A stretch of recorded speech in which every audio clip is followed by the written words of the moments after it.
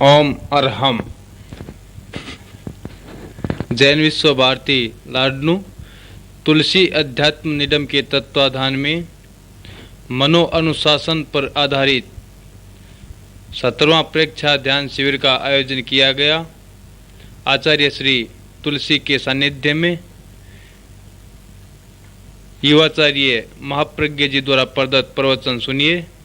दिनांक 11 सितंबर 1980।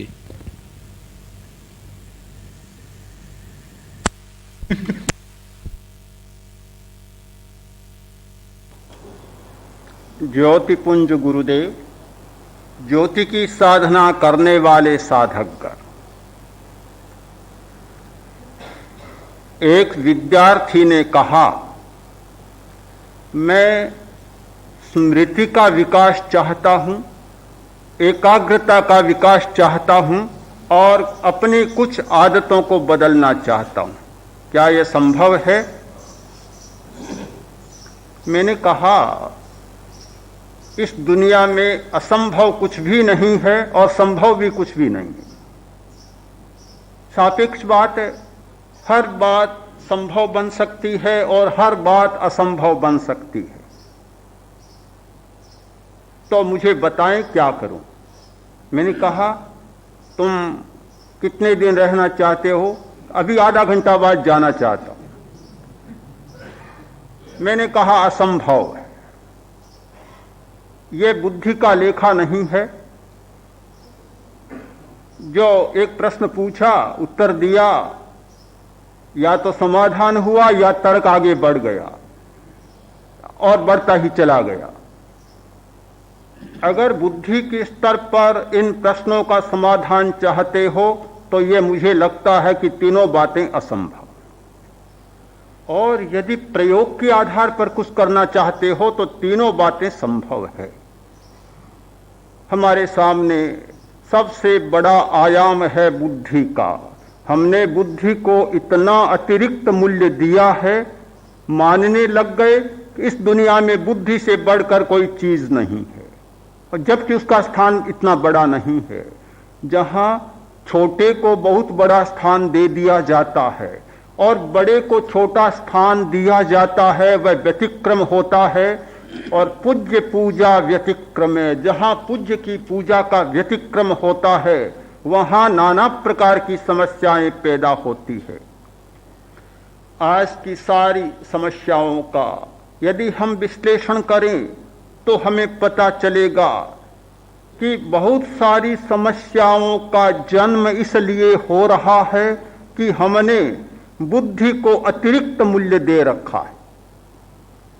बदलना भी बुद्धि के स्तर पर चाहते हैं, स्मृति का विकास भी बुद्धि के स्तर पर चाहते हैं और एकाग्रता का विकास भी बुद्धि के स्तर पर चाहते हैं, प्रयोग करना नहीं चाहते। जो बात अनुभव के स्तर पर आ सकती है, प्रयोग के स्तर पर घटित हो सकती है, उसे बुद्धि के स्तर पर कैसे घटित किया जा सकेगा? बिल्कुल संभव नहीं है। बुद्धि का काम है विश्लेषण करना, निर्णय करना, तर्क करना और संदेह करना। जहां भी बुद्धि का व्यायाम होगा, सबसे पहले संदेह पैदा होगा कि ऐसा क्यों कहा जा रहा है, क्यों किया जा रहा है, इसके पीछे रहस्य क्या है, कारण खोजे जाएंगे। बुद्धि हो और संदेह न हो, बिल्कुल असंभव बात है। बुद्धि को संदेह करना ही होगा और न करे तो वह बुद्धिमान आदमी नहीं कहलाएगा। कोई भी राजनीतिक व्यक्ति सामने वाले व्यक्ति की बात पर संदेह न करे तो वह कुशल राजनीतिक या कूटनीतिक नहीं होगा। कूटनीतिक की कुशलता इसी बात में है कि हर बात को संदेह की दृष्टि से देखे, किसी का भरोसा न करे। भरोसा करना उनके शब्दकोश में भी नहीं होता। पिता और पुत्र दोनों छत पर खड़े थे। तत्काल पिता ने पुत्र को उठाया और छत से नीचे गिरा दिया। लड़का नीचे गिरा, समझ नहीं सका, बच गया, समझ नहीं सका। पिता कभी गिरा सकता है? यह क्या संभव है? बिल्कुल असंभव बात, दिमाग में बात बैठी नहीं, समझ नहीं सका। पिता के पास आया, आकर बोला और तो जो कुछ हुआ सो हुआ, अब कोई बात नहीं, जो होनी सी घटना हो गई। पर एक बात मैं नहीं समझ रहा हूं कि आपने मुझे धक्का कैसे दिया, आपने मुझे नीचे कैसे गिराया, ये बात अभी तक मेरी समझ में नहीं आ रही है। कहीं चोट लगी तो लगी, कोई परवाह नहीं, दर्द हुआ तो हुआ, कोई परवाह नहीं।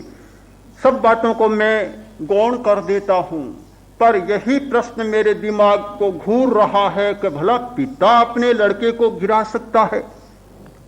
पिता ने कहा, मैंने तुझे बहुत पढ़ाया, होशियार कर दिया, एक पाठ पढ़ाना बाकी रहा था, वह पाठ आज मैंने पढ़ा दिया। यह भी कोई पाठ होता है? छत से गिरा देना, भला यह भी कोई पाठ है? पिता ने कहा, सचमुच एक पाठ पढ़ाया है। क्या? कि भरोसा बाप का भी नहीं करना, यह पाठ पढ़ाना बाकी था, आज मैंने पढ़ा दिया।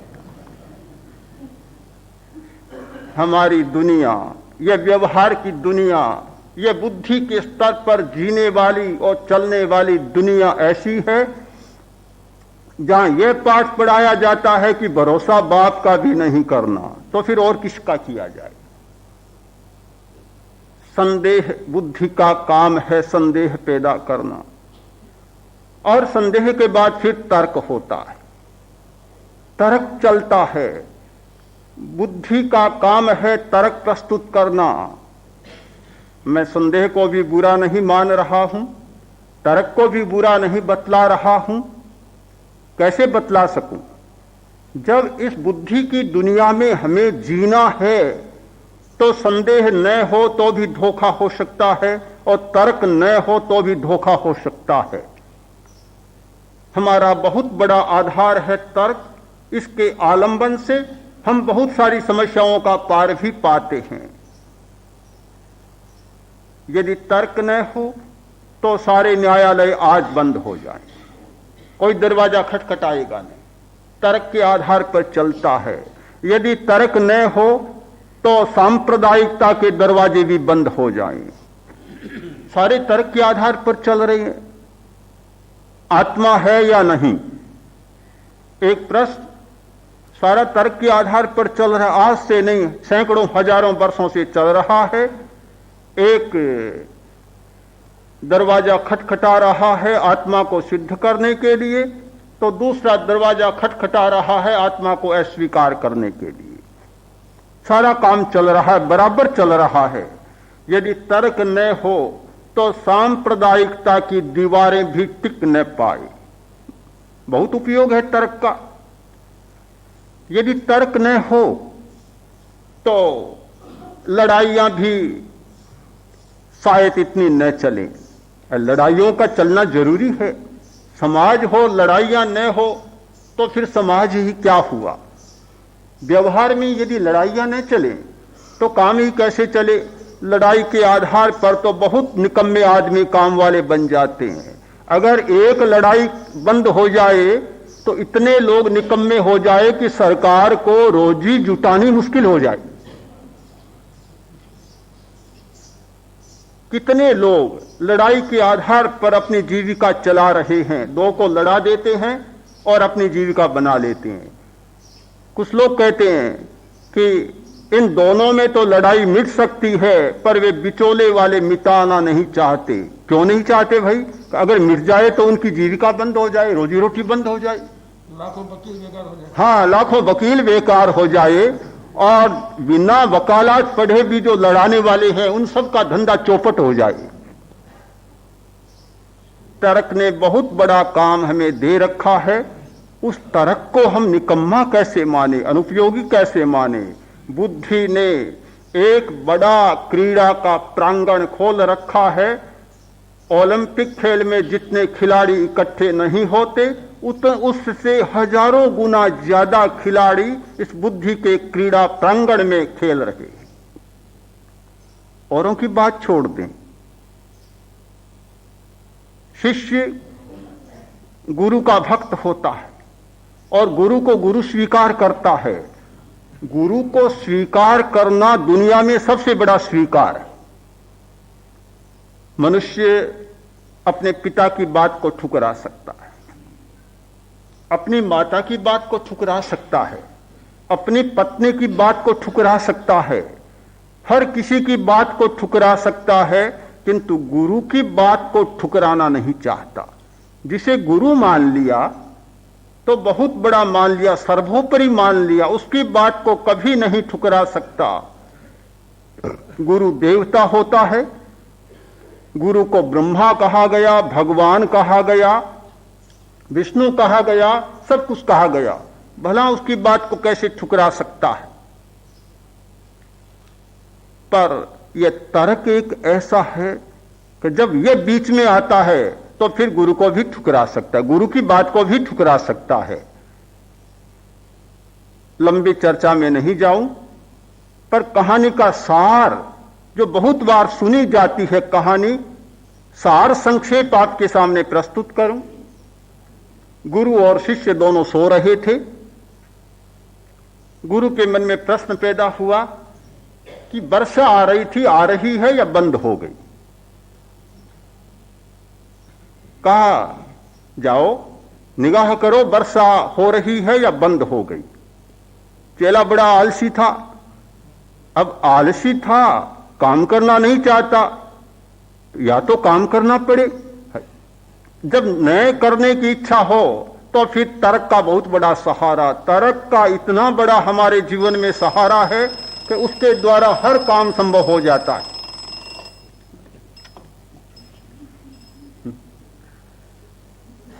उसने तर्क का सहारा लिया, योग ऐसा मिला, उसी समय कुत्ता आ गया तो बोला आप हाथ फेर कर देख ले कि बाल भींगे हैं तो वर्षा आ रही है, सूखे हैं तो नहीं आ रही। बात पूरी हो गई, काम कर दिया। गुरु ने कहा अब तो रात काफी चली गई, अब सोना है, दिया जल रहा है, प्रकाश में नींद नहीं आएगी, दिए को बुझा दो। अब उठे कौन, इतना आलसी उठना नहीं चाहता।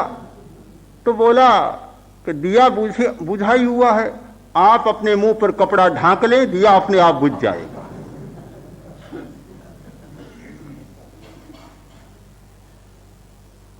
बात पूरी हो गई, क्या करे गुरु। गुरु ने कहा ठीक है। थोड़ी देर बाद कहा तूफान बहुत तेज है, हवा बहुत तेज आ रही है, किवाड़ को बंद कर दो। उसने कहा कि आप उधर हैं किवाड़ के पास, मैं तो दूर हूं, थोड़ा पक्का धक्का दे, किवाड़ बंद हो जाएगा, बंद हो जाएगा। ठीक है। गुरु ने कहा कि हवा तेज बहुत है, टिकेगा नहीं, इसके आगल लगा दो। कि 3 काम मैंने किए तो एक काम तो आप भी कर लें।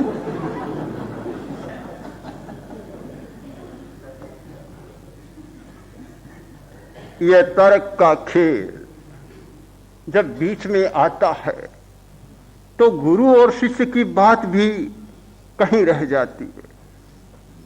सचमुच एक बहुत बड़ा प्रश्न है। हम हंसे नहीं, अपना आत्मविश्लेषण करें कि हमारे जीवन में हर क्षण में तर्क आगे आता है, और जहां तर्क आ गया समझो कि समस्या उलझ गई।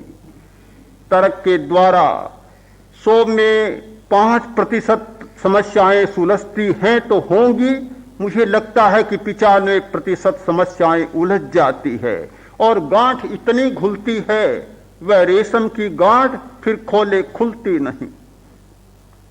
मैंने कहा भाई तुम तर्क के द्वारा सब कुछ करना चाहते हो तो ये असंभव बात है। प्रयोग के स्तर पर आओ, अनुभव करो, सब कुछ हो जाएगा। आदमी सुधरना भी चाहता है, बदलना भी चाहता है, अपना विकास भी चाहता है। प्रयोग किए बिना यह संभव नहीं है। ध्यान का जीवन पूरा प्रयोग का जीवन है। कोई व्यक्ति यदि बुद्धि के स्तर पर इसे समझना चाहे तो मुझे कहने में संकोच नहीं हुआ कि आज तक बुद्धि के स्तर पर ध्यान को समझा नहीं गया और भविष्य में समझा नहीं जाएगा। आज ही एक बहन विशेष कार्यवश जा रही थी, आई और बोली, मैंने कभी जीवन में कल्पना नहीं की कि इतना आनंदमय जीवन जिया जा सकता है। क्या तर्क के आधार पर यह बात समझी जा सकती थी? कोई भाई कहता है कि मैंने यह नहीं सोचा कि मेरा इतना चंचल चित्त भी एकाग्र हो सकता है, कभी कल्पना ही नहीं की, सपना भी नहीं देखा। क्या तर्क के स्तर पर यह बात समझी जा सकती है? एक नहीं, अनेक प्रकार के जो अनुभव ध्यान करने वाले व्यक्तियों में जागते हैं, यदि वे तर्क के आधार पर चलते तो आज तक कभी ये बातें उनके समझ में नहीं आती। प्रयोग के स्तर पर ही ये सारी बातें समझ में आ सकती है। तो बदलने का, अपने व्यक्तित्व को बदलने का, अपने आदतों को बदलने का एक सबसे बड़ा उपाय है अनुभव के जगत में प्रवेश पाना। यह अनुभव का जगत ही हमारा ध्यान का जगत है।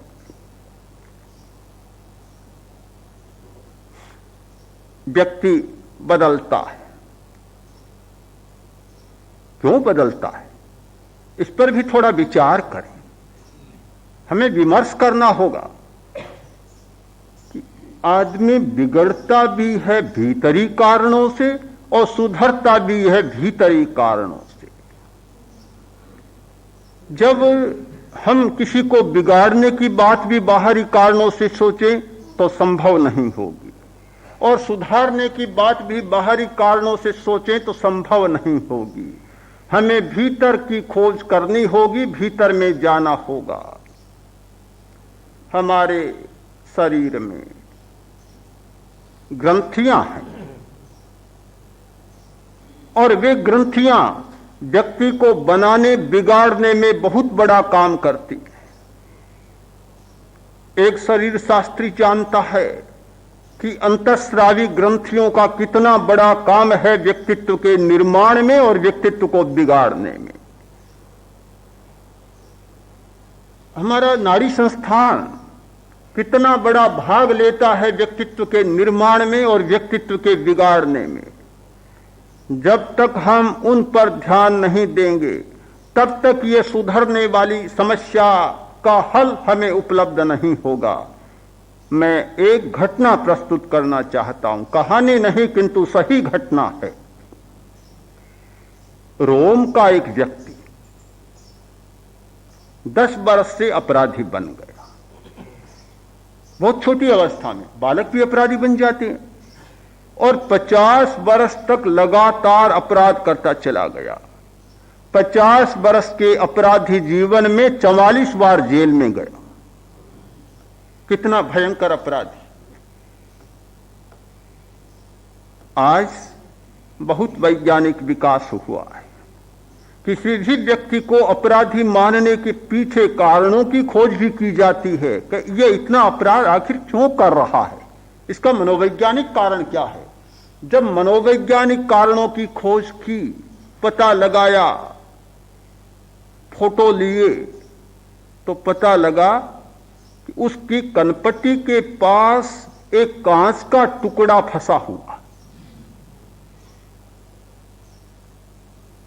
निकाला गया, अपराध सारे समाप्त हो गए। जिस व्यक्ति ने 50 वर्ष तक लगातार अपराध किए, और अपराध क्या करता कि कोई भी व्यक्ति सामने आता और उसको पीटना शुरू कर देता। बस यही उसका अपराध, एक पीटने की मनोवृत्ति। सामने कोई आदमी दिखना चाहिए और इतना पीटता कि बेचारे को बेहाल कर देता, और इसी अपराध के कारण उसे बार बार जेल में जाना पड़ा। ये कनपटियां आपको लगती क्या है? जब आपको प्रेक्षा ध्यान का निर्देश दिया जाता है कि कनपटियों की प्रेक्षा करें, आपको लगता होगा कि क्या कनपटियों की प्रेक्षा से क्या है। यहां तो हम रोज ही ऐसे सहलाते हैं, हाथ फेरते हैं और कनपटियों को कभी कभी पुचकाते भी हैं। क्या होगा? इन कनपटियों के आसपास हमारी स्मृतियों के केंद्र भरे पड़े हैं। स्मृति के केंद्र कनपटियों के पास है, जिसने कनपटियों के रहस्य को समझ लिया वह अपनी स्मृति का काफी विकास कर सकता है। उसके स्मृति कोष्ठ में कोई ऐसी गड़बड़ आ गई कांच के टुकड़े के फंसने के कारण कि खून का अवरोध हो गया, एक धब्बा जम गया, रक्त का संचार ठीक नहीं रहा, एक मानसिक विकृति पैदा हो गई और मारने की मनोवृत्ति बन गई। वह निकाला गया और वृत्ति समाप्त। कभी नहीं मारा, कभी जेल नहीं गया, कभी अपराधी नहीं बना। भीतर की खोज करने पर बहुत सारे अपराध समाप्त हो सकते हैं। आज कोई बीमार डॉक्टर के पास जाता है, कोई अपराधी डॉक्टर के पास जाता है, या कारागार में सबसे ज्यादा प्राथमिकता मनोवैज्ञानिक खोज की होती है। रोगी को भी कहा जाता है तुम मनोवैज्ञानिक जांच कराओ, अपराधी को कहा जाता है कि तुम मनोवैज्ञानिक जांच कराओ। मनोवैज्ञानिक जांच एक अध्यात्म की खोज है, भीतर की खोज है। वे भीतरी कारणों को खोजते हैं, बाहरी कारणों को नहीं खोजते। आज के पश्चिमी देशों में यह प्रथा बहुत चल पड़ी। मुझे नहीं पता कि हिंदुस्तान में तो इतना विकास हुआ है या नहीं हुआ, किंतु पश्चिमी देशों में कोई भी रोगी शायद ऐसा होता होगा जो डॉक्टरी जांच के साथ साथ मनोवैज्ञानिक जांच नहीं कराता होगा। बहुत सारी बीमारियां जो शारीरिक नहीं होती, मानसिक होती हैं और शरीर पर प्रकट होने के कारण शारीरिक मान ली जाती है। दवाइयां खाते चले जाएं, बीमारी का कोई समाधान नहीं मिलता, कोई भला नहीं होता। आखिर मनोवैज्ञानिक जांच होती है और समस्या सुलझ जाती है। भीतर की खोज करो, भीतर की खोज, यह पूरी ध्यान की प्रक्रिया भीतर की खोज है। शरीर परीक्षा करने वाला व्यक्ति जब सिर से लेकर और पैर तक पूरे शरीर की खोज करता है और शरीर के भीतर की खोज करता है, बाहर की खोज नहीं करता। कहीं अवरोध है, प्राण शक्ति का ऐसा प्रवाह होता है कि सारे अवरोध समाप्त हो जाते हैं। असंतुलित प्राण शक्ति संतुलित हो जाती है। बिजली में जहां कहीं भी गड़बड़ है, लाइन में जहां कहीं भी गड़बड़ है, प्रकाश नहीं आ रहा है, करंट नहीं आ रहा है, सारी लाइन बिल्कुल ठीक हो जाती है, प्रकाश की धार निर्बाध हो जाती है और ठीक पूरा संतुलन बन जाता है, प्रकाश आने लग जाता है। चैतन्य केंद्रों के अवरोध। एक आदमी शरीर से काम करता है, दूसरा आदमी मानसिक काम करता है, तीसरा कोई दार्शनिक है, चौथा कोई वैज्ञानिक है और भारी समस्याओं में उलझे हुए हैं। थकान आती है, तनाव आता है। आप ये न माने कि बुरा चिंतन करने से तो तनाव आता है और अच्छा चिंतन करने से तनाव नहीं आता। एक बुराई सोचने वाले व्यक्ति के मन में एक थकान और तनाव की बीमारी पैदा होती है। एक दार्शनिक पहलू पर और वैज्ञानिक पहलू पर चिंतन करने वाले में तनाव की स्थिति नहीं पैदा होती, ऐसा न माने, क्योंकि यह हमारी शारीरिक प्रक्रिया है। शरीर की प्रक्रिया को ठीक न समझा जाए तो समस्याएं उलझती है। जो भी व्यक्ति ज्यादा श्रम करेगा, चिंतन की ज्यादा गहराई में जाएगा, ज्यादा चिंतन करेगा, विश्राम नहीं करेगा, तो इस एड्रिनल कॉर्टेक्स पर उसका प्रभाव पड़ेगा। हमारी एक अधिवृक्क ग्रंथि है, उसके कॉर्टेक्स पर उसका प्रभाव होगा। हार्मोन्स ज्यादा स्राव होने लग जाएंगे, वे रक्त में मिलेंगे, थकान पैदा होगी। और जैसे ही एड्रिनल कॉर्टेक्स की सक्रियता बढ़ती है, थाइमस सिकुड़ने लग जाता है। एक ग्लैंड है थाइमस जो छाती में होती है। आनंद केंद्र, शायद आनंद केंद्र का संबंध उस थाइमस से ही हो सकता है। थाइमस का बहुत महत्वपूर्ण काम होता है और वह सिकुड़ने लग जाती है। शरीर की एक क्रिया का दूसरे पर असर हो जाता है। एक व्यक्ति के चोट लगी, अब जब चोट लगती है तो शरीर में बड़ा सहकार है, बड़ा समन्वय है। उस चोट को पूरा करने के लिए एड्रीनल की शक्ति उधर ज्यादा लग गई। वह लगने से जो ऊर्जा थी, अनुकूलन ऊर्जा, वह ऊर्जा भी उधर ज्यादा खपने लग गई। परिणाम यह हुआ कि आंतों में छाले पड़ गए।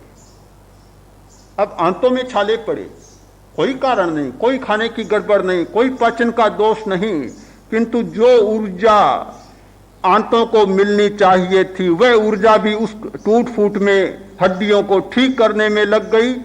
आंतों को पूरी ऊर्जा मिली नहीं, आंतों में छाले पड़ गए।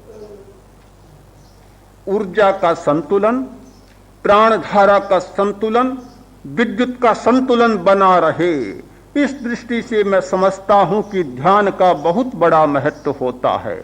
और यह संतुलन बना रहता है तो व्यक्ति सुधरता है, आदतें सुधरती है। हमारी आदतों के पीछे इन ग्रंथियों का बहुत बड़ा योग होता है। ग्रंथियों का स्राव संतुलित होता है तो आदतें अपने आप सुधरने लग जाती है। कितने शिविरार्थियों के अनुभव आपके सामने आते हैं कि किस प्रकार हमारी आदतों में परिवर्तन आना शुरू हुआ और हो गया और हुआ। यह ध्यान एक प्रयोगशाला है व्यक्ति के सुधार की। हमारा एक स्वर था, आचार्यवर ने एक स्वर दिया कि व्यक्ति सुधरे। आज का एक स्वर दूसरा है कि समाज सुधरे। व्यक्ति की बात को भुला दिया गया, किंतु अध्यात्म का यह स्वर नहीं हो सकता। समाज को सुधारा जा सकता है नियंत्रण के द्वारा, कठोर अनुशासन के द्वारा। सुधारा इस शब्द का प्रयोग नहीं करना चाहिए, उसे नियंत्रित किया जा सकता है। किंतु कठोर नियंत्रण करने वाले भी इस सच्चाई को अब समझ गए हैं कि 20, 30, 50 वर्षों के अनुभव के बाद भी व्यक्ति वहां का वहां है। आज भी उनमें लालसी मनोवृत्ति है। अधिनायकवाद होने पर भी, इतने कठोर कानून होने पर भी आज भी वे भ्रष्टाचार करते हैं, स्मगलिंग करते हैं, बुराइयां करते हैं। साम्यवादी देश के लोगों में आज फिर नया प्रश्न उहापोह खड़ा हुआ है कि इतने नियंत्रण के बाद भी व्यक्ति बदला नहीं। सामान्य स्तर पर नहीं, सरकारी स्तर पर यह स्वीकार किया गया कि व्यक्ति बदला नहीं है। बड़े आश्चर्य की बात है। अध्यात्म का स्वर बहुत महत्वपूर्ण स्वर है और इसी स्वर में यह गाया गया कि सुधरे व्यक्ति समाज व्यक्ति से। सुधर सकता है व्यक्ति, हृदय परिवर्तन हो सकता है व्यक्ति का, और उसका अध्यात्म के सिवाय दुनिया में कोई उपाय नहीं है। एक भाई ने कहा कि मैं शिविर में आया और मेरा यह अनुभव हुआ कि मैं अब अपने पूरे परिवार को यहां शिविर में भेजूंगा।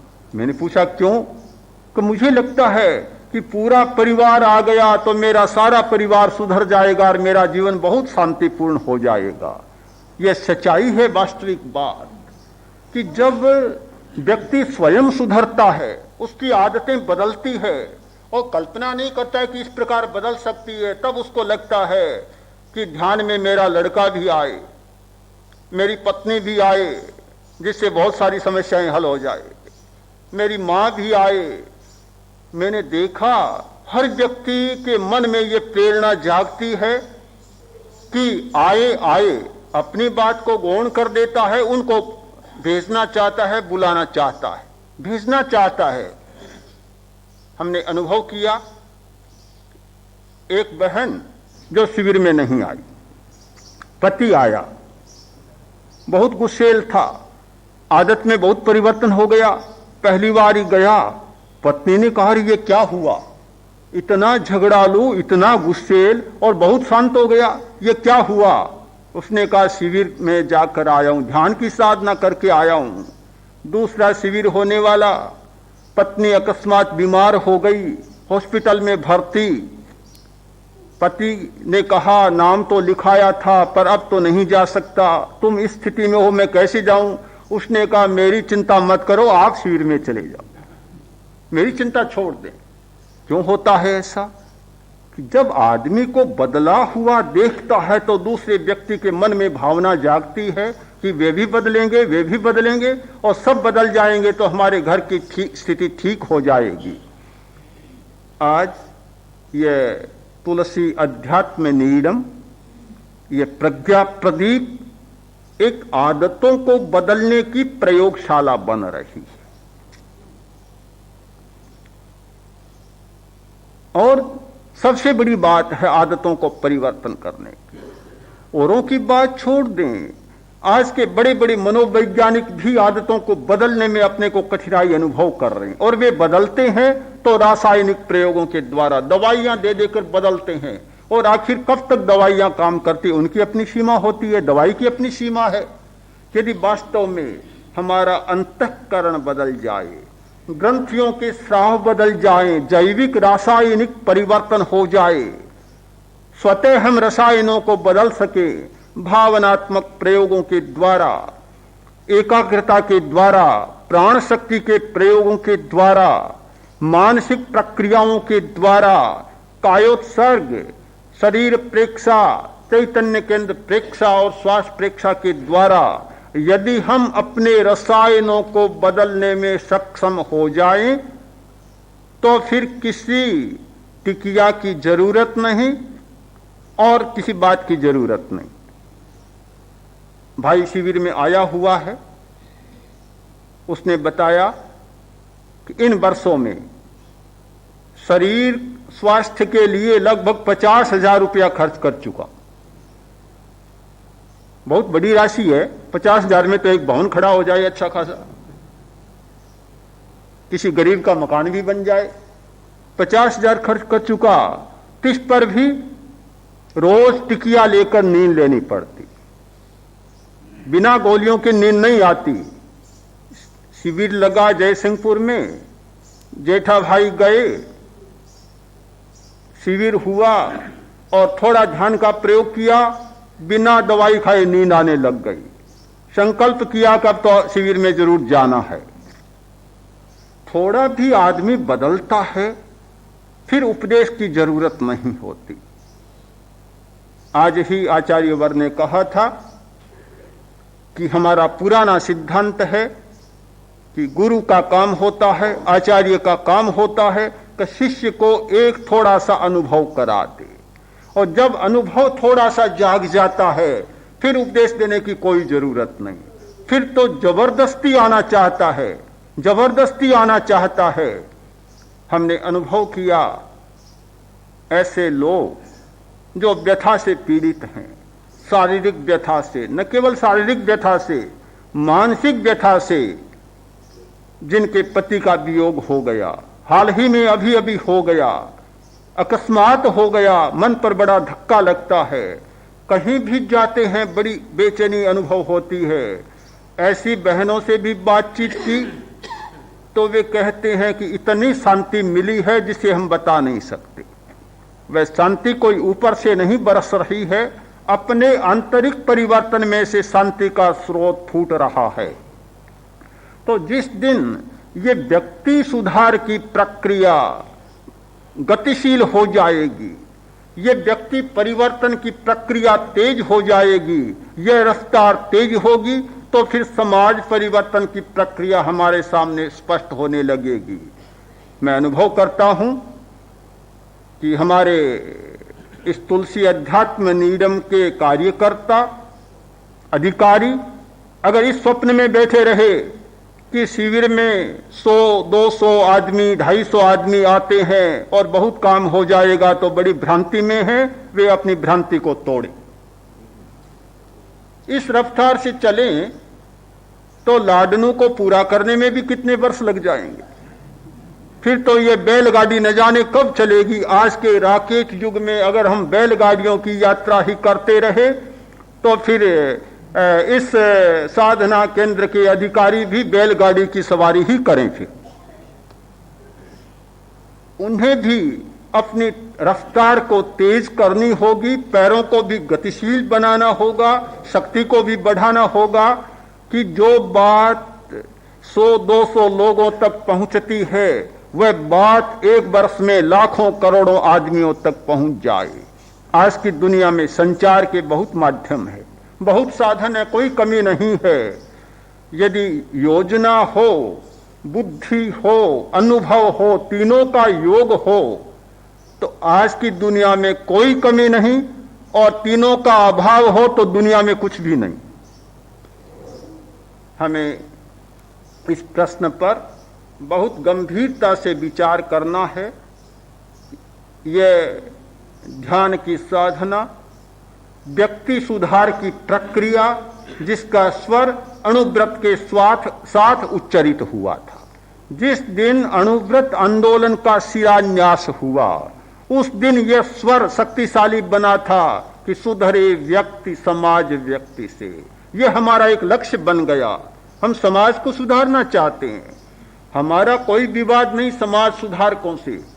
आज के समाजवादी साम्यवादी लोगों से हमारा कोई विरोध नहीं, वे भी समाज को सुधारना चाहते हैं, हम भी समाज को सुधारना चाहते हैं, किंतु थोड़ा प्रक्रिया का अंतर है। वे सीधा समाज को ही सुधारना चाहते हैं और अध्यात्मवादी ऐसा नहीं कर और व्यक्ति सुधार के द्वारा समाज को सुधारना चाहते हैं। अब यह तो भविष्य बताएगा और आज बताने लग गया कि किसकी प्रक्रिया सही है और किसकी गलत है। यदि आज पूरे तथ्यों का विश्लेषण किया जाए तो वे लोग इस सच्चाई पर आ रहे हैं कि व्यक्ति के बदले बिना आखिर समाज बदलता नहीं है, नहीं बदलता। मैंने स्वयं देखा, साम्यवादी पार्टी की रिपोर्ट को पढ़ा, उसका अंश देखा, उसमें एक टिप्पणी है कि इतने वर्षों के प्रयासों के बाद भी आज लगता है कि व्यक्ति अभी बदल नहीं रहा। जो व्यक्तिगत स्वामित्व समाप्त कर दिया गया था, फिर एक आंशिक रूप में उसे स्वीकार करना पड़ा और चालू करना पड़ा। जहां भ्रष्टाचार की कल्पना नहीं की जा सकती वहां लाखों करोड़ों रुपयों के घोटाले निकले हैं। न जाने कितने लोगों को फांसी दी गई, मारा गया। बस उनके पास सुधार का एक ही तरीका है, कोई अपराध करे गोली से उड़ा दो, फांसी दे दो, लटका दो, बस सुधर जाएगा। यह आज अनछुआ प्रश्न नहीं है, यह समस्या कोई अबूझ नहीं है, इस पर काफी चिंतन हो रहा है और फिर से इस बिंदु पर पहुंच रहे हैं कि व्यक्ति को सुधरना चाहिए, हृदय बदलना चाहिए। 200 वर्ष पूर्व आचार्य भिक्षु ने जो एक महत्वपूर्ण सिद्धांत प्रस्तुत किया था कि हृदय परिवर्तन के बिना धर्म नहीं हो सकता, इतना महत्वपूर्ण सूत्र था कि आज का समूचा युग उस सच्चाई को स्वीकार करता जा रहा है। हृदय परिवर्तन के बिना धर्म नहीं हो सकता और हृदय परिवर्तन के बिना व्यक्ति नहीं सुधर सकता और व्यक्ति सुधरे बिना समाज नहीं सुधर सकता। ये तीनों सच्चाइयां एक साथ हमारे सामने आए तो अध्यात्म की ज्योति प्रज्वलित होगी, परिवार सुखी बनेगा, व्यक्ति सुखी बनेगा, समाज सुखी बनेगा और समाज सुखी बनेगा तो राष्ट्र भी समृद्ध, सुखी और स्वस्थ बनेगा। प्रश्न है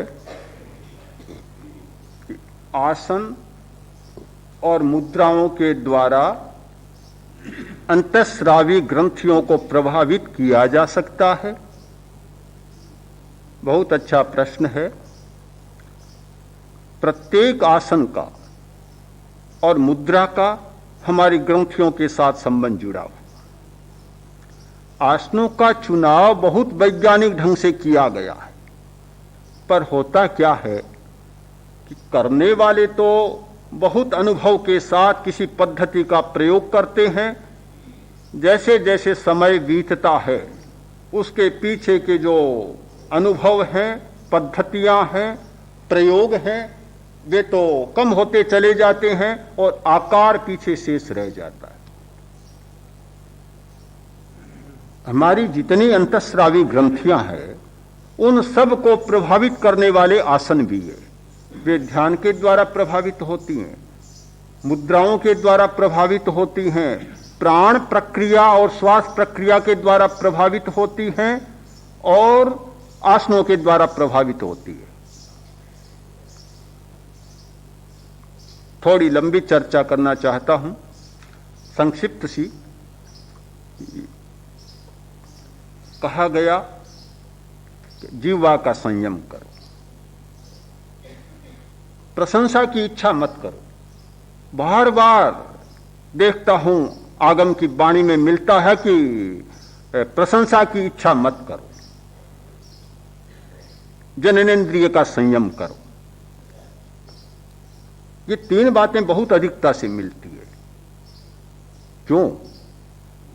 प्रशंसा की इच्छा मत करो, ऐसी क्या बात थी? इतनी क्या बुराई है प्रशंसा की इच्छा करना? हर आदमी में एक प्रेरणा होती है, प्रशंसा मिलती है तो प्रेरित होता है, फिर बुराई क्या? किंतु अध्यात्म साधक के लिए बहुत बड़ी बुराई मानी गई। क्यों मानी गई?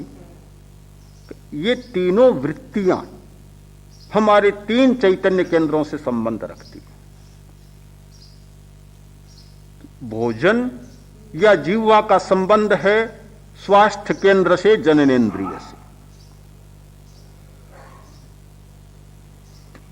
प्रशंसा का संबंध है हमारे तेजस केंद्र से। इनका संबंध उनके साथ जुड़ा हुआ है। और काम वासना का संबंध है हमारे गोनाड से, अलग ये वृक्क से। इनका संबंध जुड़ा हुआ है। कोई व्यक्ति कुंडलिनी को जागृत करना चाहता है, तेजस शक्ति को जागृत करना चाहता है, तो कोई आसन का प्रयोग करता है उसे जगाने के लिए, कोई श्वास का प्रयोग करता है। आसन के प्रयोग की जरूरत नहीं, प्राण प्रक्रिया की जरूरत नहीं, श्वास के प्रयोग की जरूरत नहीं, किंतु इतने संकल्प के साथ आप तीनों चीजों का संयम करें, प्रशंसा से बिल्कुल विरत हो जाएं,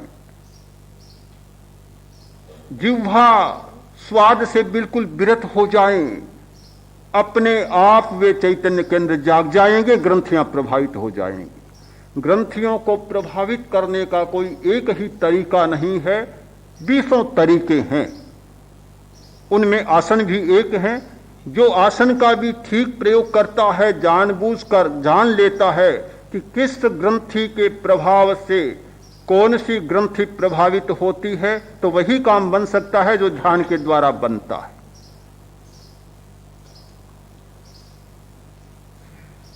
कि ध्यान के फल अच्छे ही होते हैं या अच्छे बुरे दोनों होते हैं।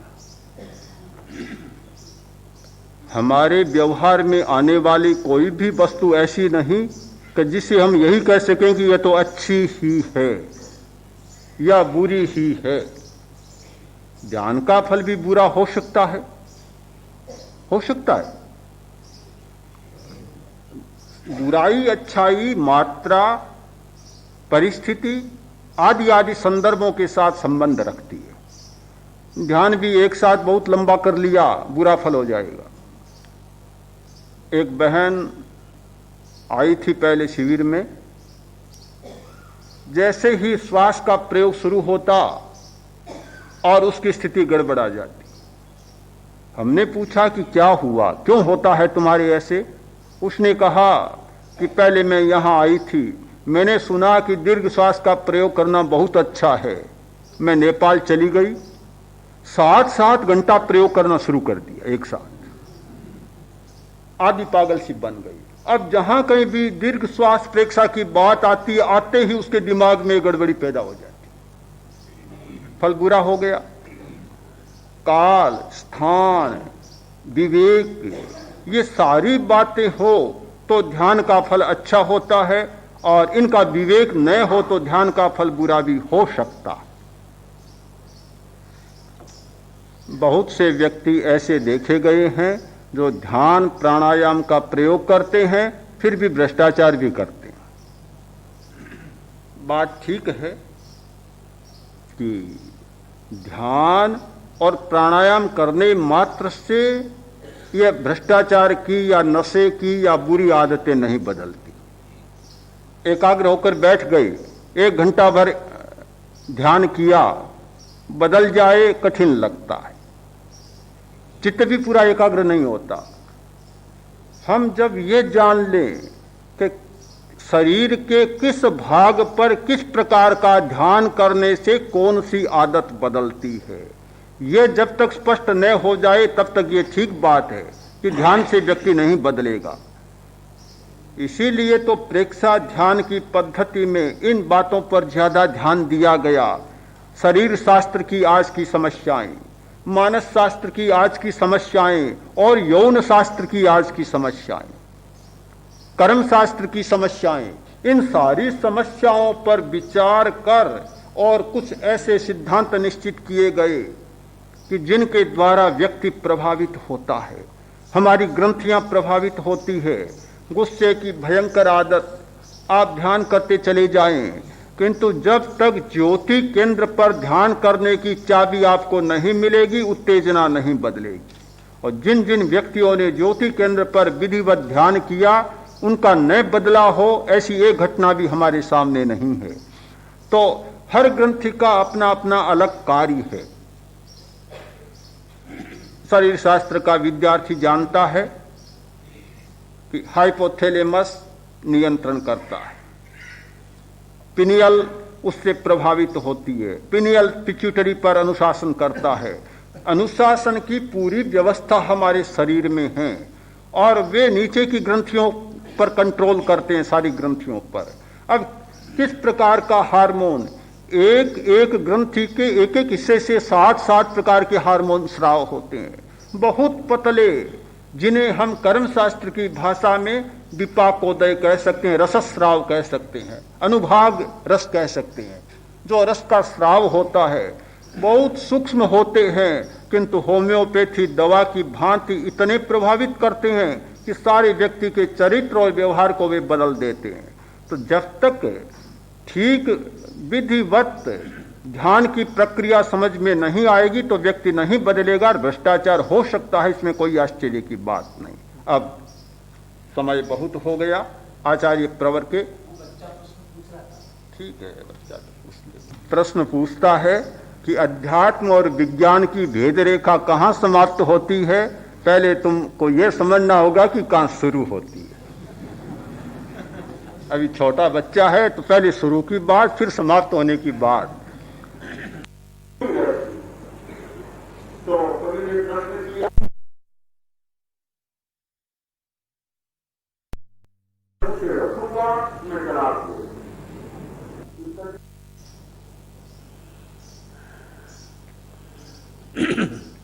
अपनी प्रज्ञा को प्रबुद्ध करने के इच्छुक साधक साधिकाओं,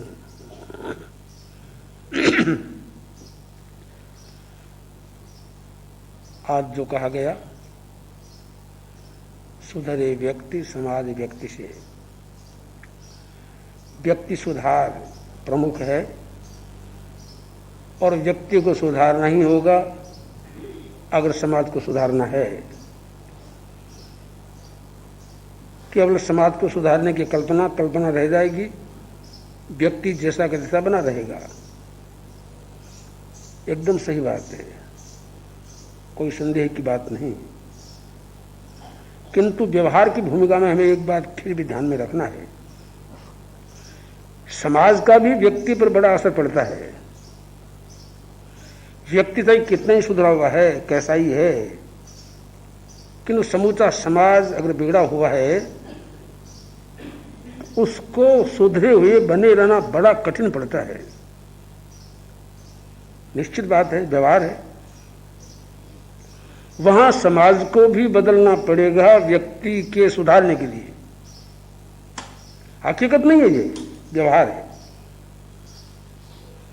बहुसंख्यक लोग जहां गलत ही गलत बसते हो, गलत काम करते हो, वह एक व्यक्ति अच्छा बना रह सकता है। मरण धारा शुद्ध मग लियो, जैसे स्वामी जी ने कह दिया, मरण धारा शुद्ध मग लियो। हमने तो मौत को हाथ में रख के, कलेजे को हाथ में रख के हम चलते हैं, तो फिर कोई चिंता की बात नहीं। कठिन बहुत है, इसलिए इस सच्चाई को भी हम अस्वीकार नहीं करें। समाज का सुधार भी अपेक्षित है। राजा के सामने एक भविष्य वक्ता आया और आके कहा, महाराज आधी घंटा के बाद में ऐसी बारिश होने वाली है, उस बारिश में जितने लोग स्नान करेंगे सब पागल बन जाएंगे। ऐसा कोई मादक पानी बरसेगा? राजा ने कहा, गप है, बेकार की बातें हैं, ऐसा होता है क्या कोई? ठीक है, आप जांच कर लीजिए। बारिश बरसी आधे घंटा के बाद में और हजारों आदमी पागल हो गए।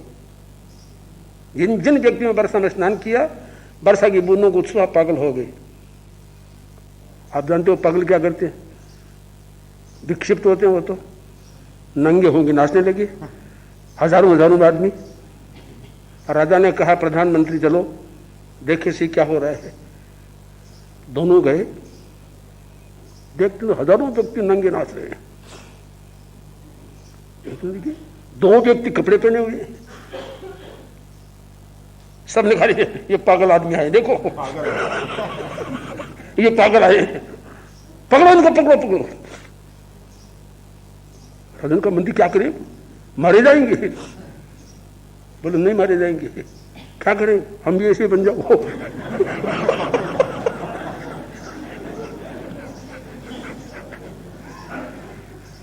समझिए आप क्या स्थिति हुई? इसलिए इस सच्चाई को हम न भूलें। कभी कभी इस तथ्य में बड़ी कठिनाई आती है और इसलिए किसी ने कहा भाई समाज को सुधारो, बात एक दृष्टि से ठीक है, वो भी उसको भी हम प्रयत्न चेष्टा करें। तथ्य बिल्कुल ठीक है, व्यक्ति सुधरे बिना शाश्वत सुधार नहीं होता और इसलिए हमने कभी भी इसको मंजूर नहीं किया तथ्य के रूप में कि व्यक्ति से पहले समाज को सुधारना चाहिए। व्यक्ति को कैसे सुधारे ये है। अभी नाड़ी तंत्र, ये ध्यान और ये प्रयोग और ये ग्रंथियां, ग्लैंड, इनकी बातें तो गहरी है। ये हमारे युवाचार्य जी जाने, शरीर शास्त्री जाने, और होता ही, इसमें कोई संदेह की बात नहीं। किंतु इनको अगर कोई न भी समझे तो व्यवहार की दृष्टि में भी व्यक्ति सुधार के बहुत बहुत रास्ते हैं।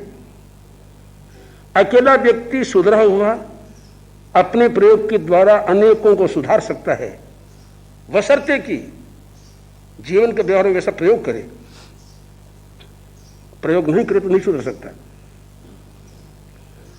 अमेरिका का प्रधान सेनापति जॉर्ज वाशिंगटन की घटना मैंने एक पढ़ी। वो घोड़े पर सवार होकर चला जा रहा है। ये तब की बात है जब स्वतंत्रता संग्राम चल रहा था, वहां बड़ा संघर्ष चल रहा था। एक जगह सैनिक, बहुत सैनिक मिल के काम कर रहे थे। उनका एक सेनापति था, बाकी सब सैनिक थे। एक बहुत बड़ा लक्कड़ ऊपर चढ़ाने का प्रसंग आया। इतना बड़ा लक्कड़ कि सब के सब सैनिक लग गए, फिर चढ़ता नहीं है। इतने में तो जॉर्ज वाशिंगटन आ गया। उसने देखा एक व्यक्ति वहां भी घोड़े पर चढ़ा खड़ा है। उसने जॉर्ज ने कहा, मां से खड़े क्या देखते हो, सब सैनिक लग गए हैं, तुम भी लगो, सारा लगाओ। बोले आपको पता नहीं है मैं सेनापति हूं, मेरा काम है क्या ये काम सैनिकों का है, मैं ये काम नहीं कर सकता। अच्छी बात। जॉर्ज फौरन नीचे उतरा, वाशिंगटन, और सबके साथ में खूब जोर लगाया और लकड़ को उठा दिया। जब जाने लगा, सैनिकों से कहा, आइंदा कभी ऐसा कार्य पड़ जाए, आवश्यकता हो जाए, तो आप जॉर्ज वाशिंगटन प्रधान सेनापति के नाम से पत्र देना, मैं उपस्थित हो जाऊंगा। जॉर्ज वाशिंगटन नाम सुना, कि उस सेनापति को तो पानी पानी हो गया। उसने कहा प्रधान सेनापति, मेरा मालिक तो ये है, घोड़े पर टिके रहना उसको मुश्किल हो गया। ऐसा शिक्षण मिला उसको कि भविष्य में मैं कभी भी ऐसा अहम नहीं करूंगा और सब सैनिकों के साथ में जुट के काम करूंगा। ये व्यक्ति सुधार का तरीका है। जो व्यक्ति स्वयं इस रूप में उदाहरण पेश करेगा, वास्तव में वे व्यक्ति 50 सैकड़ों व्यक्तियों को सुधारने का एक अवसर दे देगा और काम कर देगा। मुश्किल तो यही तो है, यही तो मुश्किल है कि हम लोग ऐसा प्रयोग नहीं करते। प्रयोग उल्टा हो रहा है, हम स्वयं नहीं सुधरे, औरों को सुधारने का प्रयत्न करें। कठिनाई तो वो हो रही है हमारी, जहां पति पत्नी का संबंध है। पति ये समझता है कि मैं तो कोई देवदूत हूं, मैं कुछ भी करूं सब क्षम्य है, मेरी पत्नी को गलत काम नहीं करना चाहिए। कल ही एक शाम के वक्त एक व्यक्ति मेरे पास में आया, उसने कहा कि मेरा बहुत व्यथित हृदय है और मैं आपको कुछ बात सुनाना चाहता हूं। बोल भाई क्या कहते हैं? बोले मेरी पत्नी से संबंधित बात है। पत्नी कहाँ है? वो खड़ी है, दोनों पास में आ गए हैं। तो बोल क्या बात है? कि मेरी पत्नी ये बहुत लोगों से बातें करती है, आप इसको समझा दो।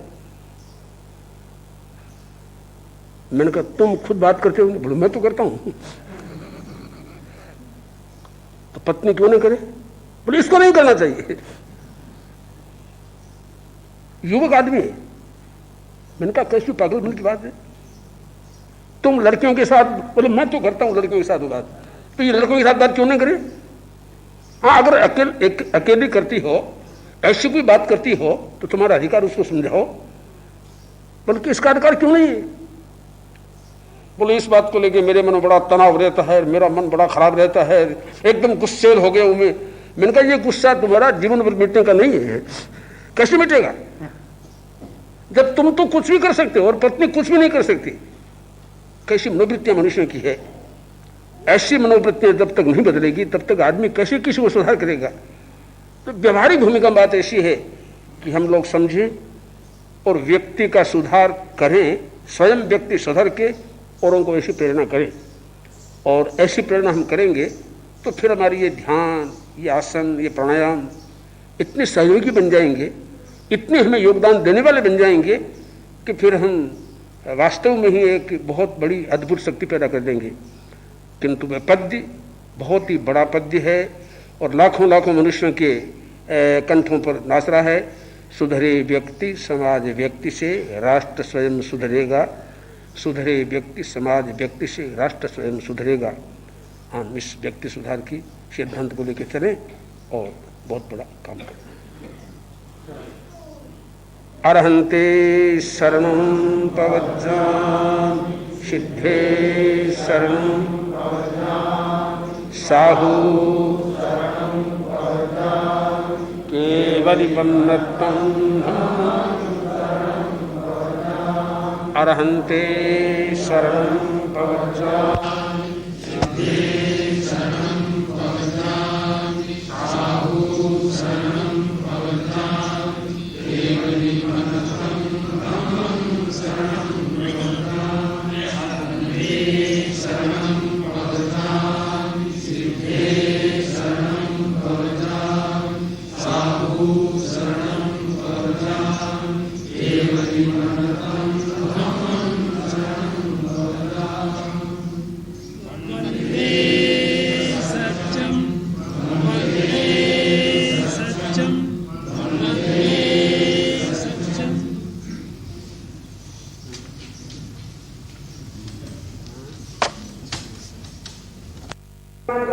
नहीं है, वो धार्मिक नहीं है।